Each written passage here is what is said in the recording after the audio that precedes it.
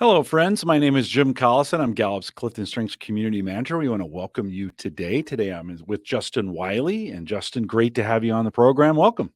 Yeah, thank you so much, Jim. Thanks for having me. Great to have you here. Before we get started, for individuals coming in and joining us, if you're joining us there on LinkedIn, we'd love to hear from you. If you know your Clifton Strengths top 5, put those in chat. We'll display them on the screen. Then we have a question for you as well, and I'll remind you of this question a couple times. Which which theme are you using this week to feel more energized at work? Maybe you're leaning into a particular theme. And so, Justin, I'm going to ask you that question in a second, but let's get to know you a little bit. Justin, tell us what you do for Gallup and then give us your top 5. I am an associate principal at Gallup, so I work directly with clients who implement some of our advisory solutions around engagement, culture, and strengths, being a big piece of that. And my top 5 are command, activator, maximizer, communication, and achiever. Love that. If I were to turn that question on you for a second and you think about this week, you can say a theme or a group of themes or whatever, but what do you use to bring energy to work? Activator. I lead into my activator every day, sometimes making decisions too quickly, but I will say I do really enjoy starting new things, kicking off new projects, and bringing energy from the get-go. Yeah, I have Activator 5 as well. I lean into it often. If things get a little too slow, I get a little restless, right? So it's always good to be doing new things. Can you give me an example? While folks are chiming in with their top 5, producer Riley behind the scenes is bringing those in for us, which is super awesome. That improves my engagement when she does that for us. So, but Justin, can you give me an example maybe of something like this week that you did where Activator could kick in and it really helped? I would say this conversation. Oh, And yeah. this isn't something that I regularly do. I would say this is something that doesn't align to exactly what's expected of me every day, but having the opportunity to do things on the side to participate in new sorts of activities definitely feeds my activator. Yeah. Very exciting because I get to start on something new, think about all the possibilities, and then having this conversation is a great opportunity to lean into activator there. Love that. Love that. Thanks for sharing that. We again we'll remind individuals who are watching us live if you'd like to drop your top 5 there in chat. We have a question about with your top 5, what are you using or what did you use this week to bring energy? We've been spending a lot of time this season on the Clifton Strengths podcast talking about just this question of bringing energy and motivation to work. Justin, we thought of you and we were thinking about that. We've wrapped up the recorded part of the season for that and are now releasing those once a week as a podcast on the Clifton Strengths channel. But Justin, let me ask you a question. For those who don't know, when we think about employee engagement, like how is it measured? Why is it important? Can you talk a little bit about that from a Gallup perspective? hmm Yeah, Jim, I'd love to start with why it's important, because for me, it's always important to know the why. And I truly believe employee engagement is the perfect intersection between doing what's right for organizations in terms of maximizing performance, right? So we know that highly engaged teams and individuals have incredible growth.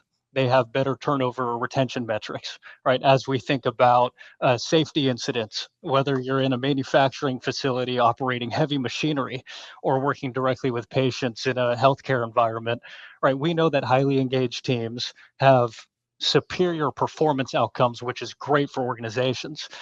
But on the other hand, engaging employees also supports what's right for employees.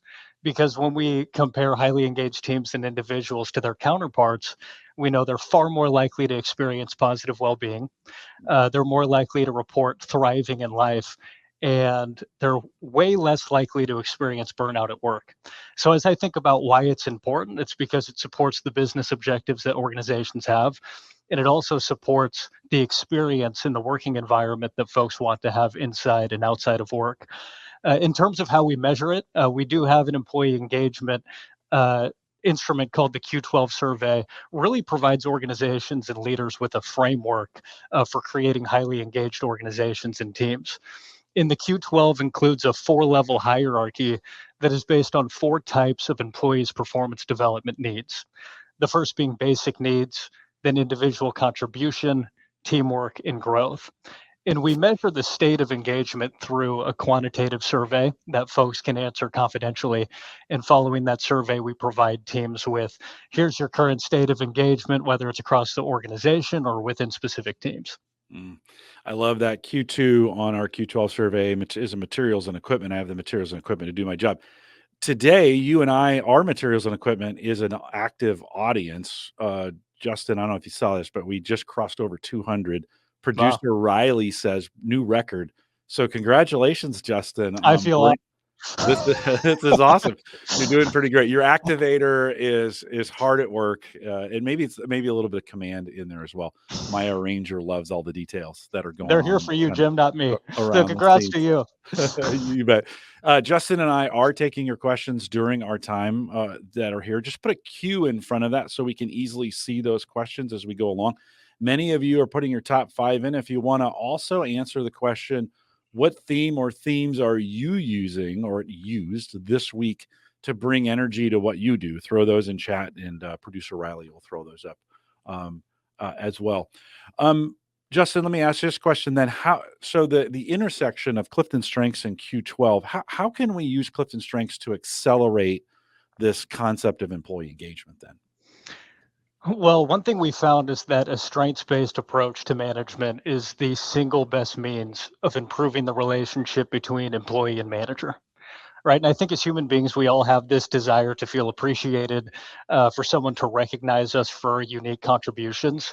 And when managers have the language, which the Clifton Strengths Assessment provides, when they have that language, I think it becomes a lot easier to give meaningful recognition and individualized development that employees ultimately desire. And when we study the relationship between strengths and engagement, we found that folks who have the opportunity to use their Clifton strengths are far more engaged in their job, right? Once again, they're more likely to report having an excellent quality of life. And lastly, they're also more likely to strongly agree that they have the chance to do what they do best every day. Mhm. And that's an important call out because our third question of our employee engagement survey is at work, I have the opportunity to do what I do best every day. And Clifton Strengths gives us the language to have that self awareness, but also clarity around the unique contributions that I bring. Mhm. And I'll tell you, Jim, personally, when I first took Clifton Strengths, one of Don Clifton's quote that I'm sure we're all familiar with, what would happen if we studied what was right with people versus what's wrong with people? I, I think if all managers and leaders within organizations approach their working relationships and developmental conversations through that perspective, we'd experience very meaningful work experience or very meaningful working relationships, leading to high engagement and improved performance. Mm, love that. I get the opportunity to do what I do best every day when I do this. This is for me, like this is what I do best. I've been doing it for 10 or 11 years now. And it charges me up. I walk away from these more energized than when I came in. For some people, speaking publicly like this would be a drain. They don't want to do it. It's a lot Mhm. of work. It's a lot of stress. Justin, when you think about what you do best every day, that's a question on the Q12. We kind of go 1 to 5, actively disengaged or highly engaged. As you think about you specifically, what do you do best? What is your I do best every day statement? Mhm. Wow, that's a powerful question. I'll call out my number 7 belief. Uh, when I think about what I do best, why I do what I do, what sustains me, it's helping leaders and individuals live meaningful lives inside and outside of work. Right. So when connecting with leaders, I love taking them from, hey, where are you today? Where do you want to go into the future and help them figure that out? I really love that process and Mhm, that journey. Sometimes it's messy and difficult and change doesn't happen overnight, but I really do enjoy working with clients who are on this journey to improve their workplaces.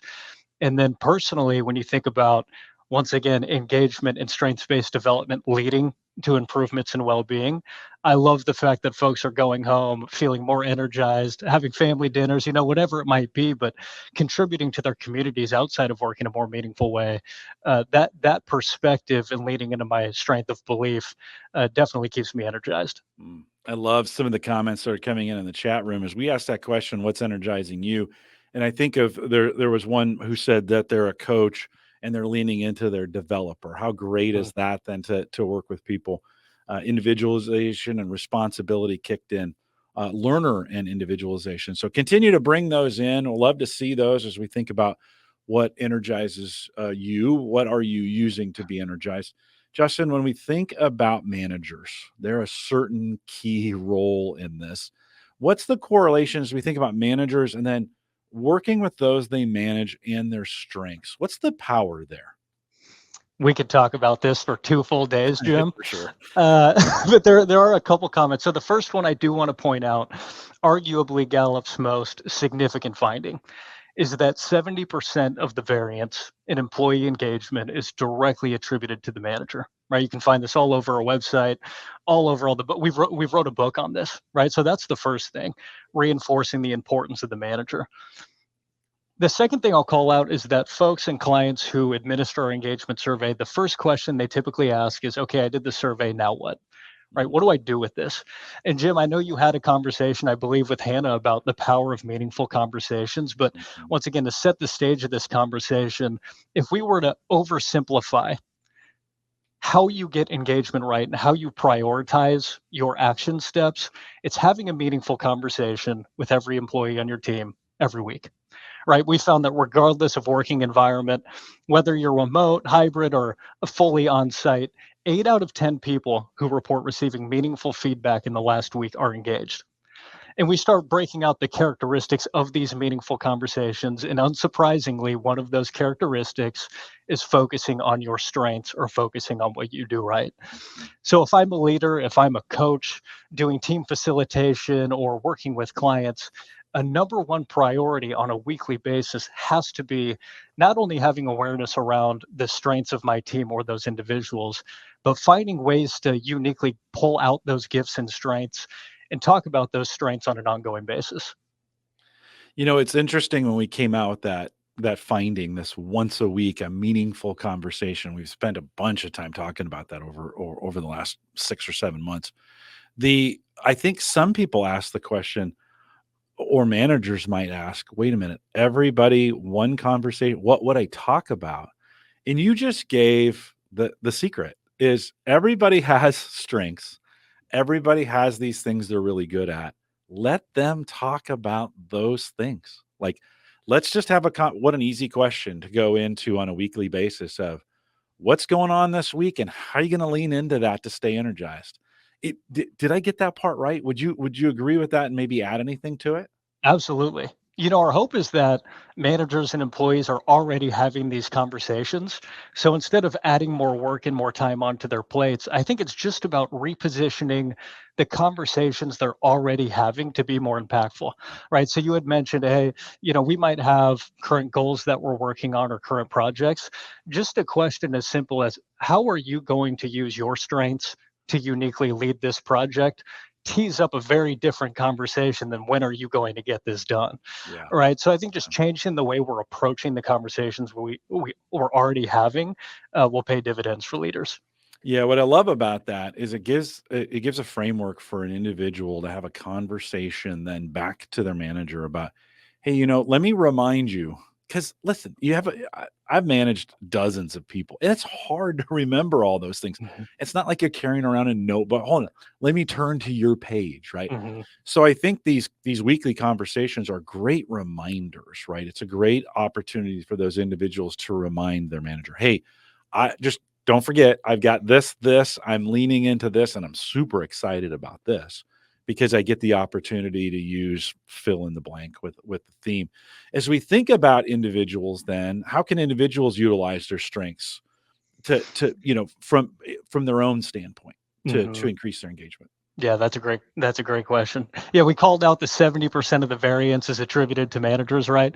That doesn't mean a free pass for everyone else. All right. What do we do with the other 30%? And I think there's a big opportunity for individuals to own their own engagement. Right. I can tell you personally, since just taking the CliftonStrengths assessment, having awareness and clarity around what brings me energy and what doesn't has set me up to successfully, decide what it is that I want to do in my job and in my career. I also think there's opportunity for individuals to seek out opportunities that align with your strengths. Right. Go do side projects that give you energy, not that deplete your energy. And lastly, what I love about strengths is that it helps you manage that energy. Right. For example, I was at a conference a few weeks ago, and it's so funny. You can tell by 3 o'clock, you know who has woo, because they're still bouncing around having great conversations. I wish I had that talent, but the rest of us, me included, we're drinking 5 cups of coffee. We're powering through the day. And as I think about every day at work, if that's the experience you're having, you're probably not living your best self at work. And finding jobs where you can connect the unique talents that you have to what's expected of you at work, I think that's a good combination that once you find out what those strengths are, you're better set up to find a role or a set of responsibilities that better align to how you're naturally wired. Yeah, I love that. It's producer Riley behind the scenes just let me know 292. So the growth continues on this, Justin. The pressure's on. Energizing both you and me. Reminder, if you're listening live with us, some of you will be listening to this on the Clifton Strengths podcast afterwards. But if you are listening live and you've got a question for us, throw it in chat, put a Q in front of it so I can see it, and we will bring it up. As we've been talking about conversations, Justin, it is interesting to think about. And Francisco said in chat, hold on, Riley, let me see if there it is. The shift from listening to talking to listening to understanding. So we've been spending a lot of time this concept of active listening. How important, though, I think listening goes both ways. We oftentimes attribute that to the manager, but oftentimes as individuals, we need to ask questions of those around us and then listen to the feedback. It's almost like a mini 360. Mm. Hey, I was on this team doing this. How did I do? And maybe not just from a manager perspective. I know you're on a team. Do you get an opportunity to have peer feedback that way as well? That kind of feeds that engagement wheel, keeps you going, gives you encouragement in that way. Talk a little bit about that. Absolutely. Yeah, and I have a few Q10s here at Gallup that are probably listening in that I do this with, right, as it relates to kind of peer-to-peer meaningful feedback. One thing I do want to call out is that when we're giving each other feedback through the lens of strengths or strengths-based development, it becomes a whole different conversation, right? Because now it's developmental. We've anchored the conversation in what's right with you. And we're thinking about your actions or your following steps in terms of this is what you uniquely do well. How can you be a little bit more mindful about it? Or how can you apply your strengths in a way that you haven't yet? We certainly don't want individual contributors, employees to just point the finger at managers expecting to be engaged without taking ownership of that process. But for us, whether it's sharing client work, sharing best practice stories, sharing project plans that we're working on, whatever it is, I'm always curious to get peer to peer feedback because they might have a great idea for me. And by the way, I lead heavy with influencing themes. So as I think about my really solid power of twos, folks that are very heavy in strategic thinking, great for me. Even some deliberative in there, right? Because I have that high activator. When I can partner with folks who can put their critical thinking hat on and really commit to deciding what's best for a client or for an organization, it helps me do my best work, right? Because I can get close to the final product, make final decisions, and then really activate on what I think we need to do next. You tease this out a little bit, and I want you to flush it out even a little bit more.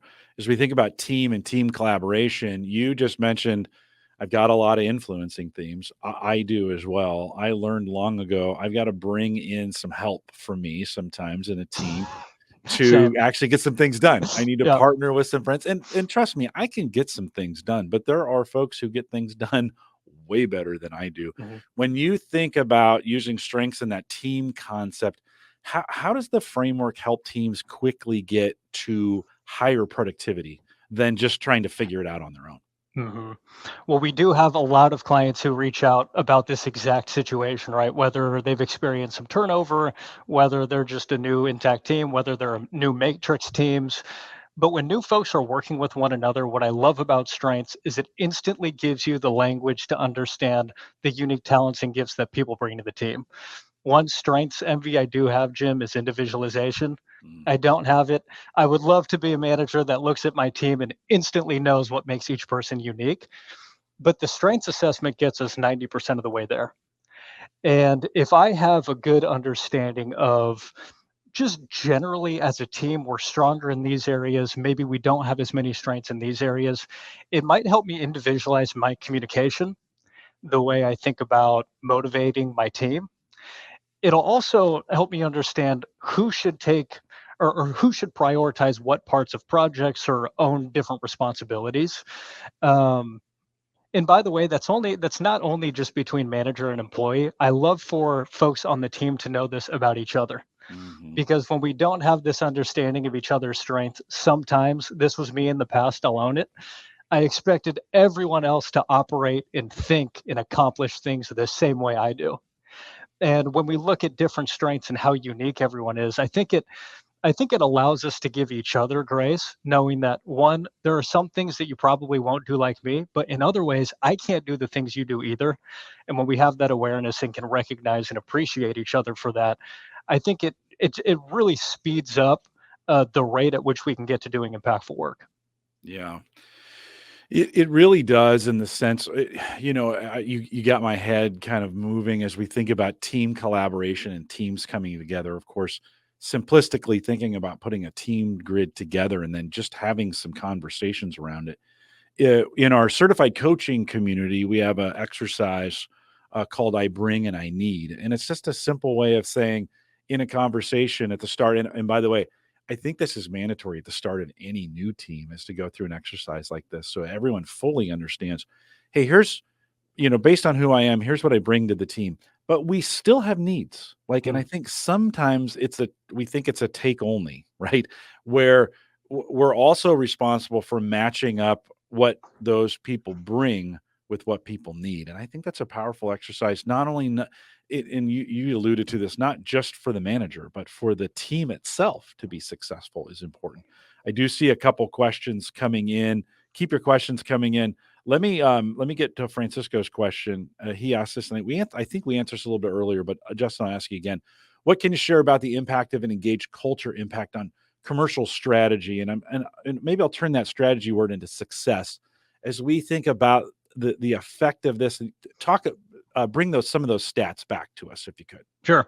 Well, I think it's a great question, Francisco, because engaged teams and employees allow us to accomplish those strategies, those priorities that we put in place as organizations, right? So, as leadership teams, we can put pen to paper and get crystal clear on these are the things we need to prioritize as a division, as an organization, as a team. But to go back to earlier in the conversation, thinking about what is engagement, it's energy, it's discretionary effort, right? It's commitment to my work and those I work with. And we really view employee engagement as being the primary vehicle from getting from point A to point B and executing on that strategy or putting predictive frameworks in place to achieve organizational success, as you put it, Jim. Mm. We often think of engagement or using strengths as a lever in engagement to increase it, but sometimes I get the question about challenges as we think about resolving common engagement challenges that exist. We're not hitting it on all cylinders all the time, right? There's some opportunities, oftentimes engagement. Talk a little bit, Justin. How do we see that? What when we think about addressing engagement issues, how can we bring strengths in to help with that as well? Yeah. Well, I can call out a few of our Q12 questions in our employee engagement survey. One thing we touched on was having the opportunity to do what I do best, right?